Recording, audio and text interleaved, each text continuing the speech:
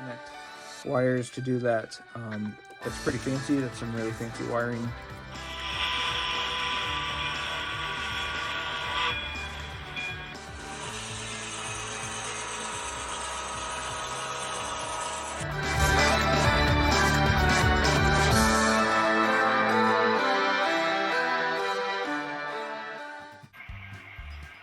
Has this happened to you before and you don't know why? Train derailed. This is the third time that the same train car is derailed in the same spot. I'm going to give you a couple tips on what to look for with this. Okay. First thing, we're going to check the car over. I like to generally look at everything, inspect the condition of the wheels, make sure there's nothing damaged underneath. I usually look for anything that would be scraping or causing the trucks not to turn. The next thing we're going to do is give this a little test of how it moves. You want these to rock forward and back, but you also want them to rock side to side. You don't need a lot, too much, and you'll actually cause more problems for yourself. You'll have your train car wobble, it'll throw its weight off center, and then it'll fall over if you have any uneven elevation. This truck is okay. This one, decent movement, not decent movement. In fact, I can barely make it rock side to side.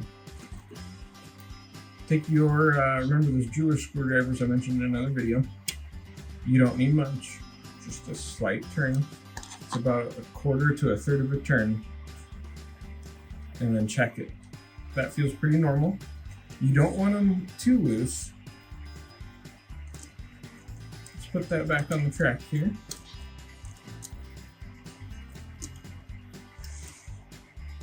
Feels decent. If you kind of rock it when it's on the track, you should have a very slight wobble to it, but it shouldn't be a lot. So that's pretty good right there. The next thing to notice is that because it always derails, because it always derails in the same spot of track, let's take a look at the track or even back further, see if we can figure out what's going on. One thing I like to do is uncouple the train, usually a car or two ahead of the one that we were having problems with. That lets me give it the same force when I move it by hand as if it was being pulled and my hand's not interfering with the car.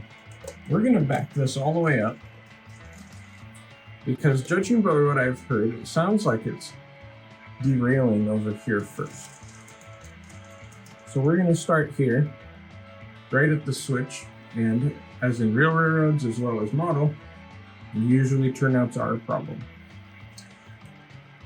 I use my hand to kind of push these. Right there. Did you guys see that?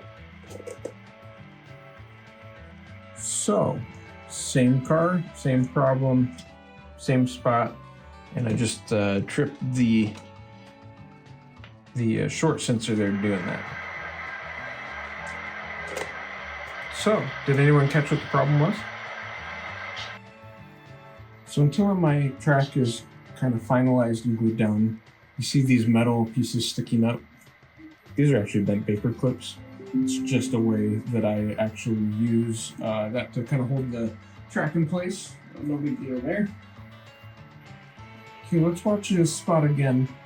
This time, watch right here, right where that connection is. See how there's a bump? And those are lifting up.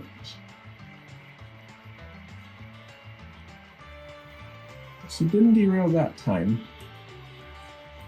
because I was going slow. Let's try that again at a normal speed. Just like that. So there's our culprit. All right, I've moved the train out of the way. The question is what do we do about this now? There's obviously a gap difference. I noticed that if I push down on that, then our rail matches up, which means that that mixed with the fact that this is here means that this has been a problem before.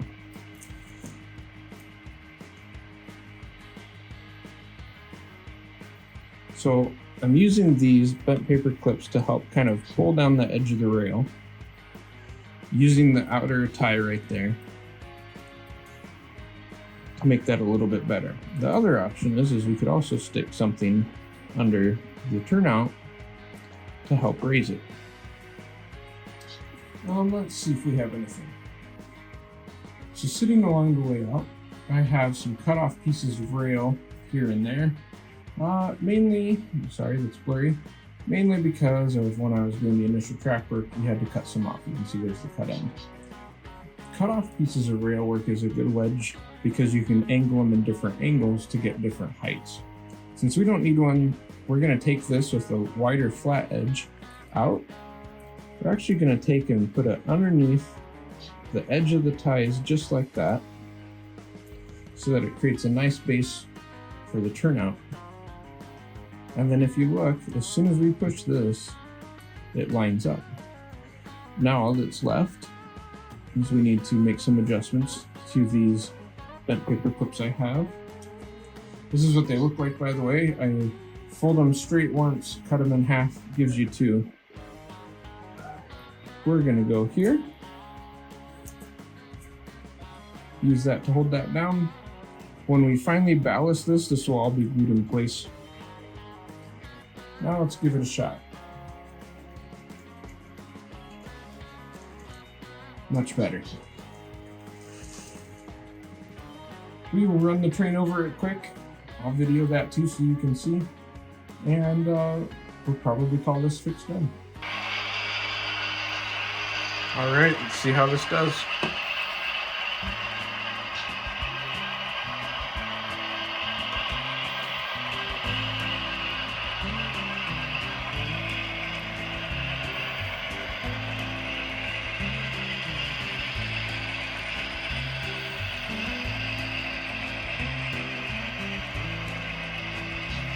Much better.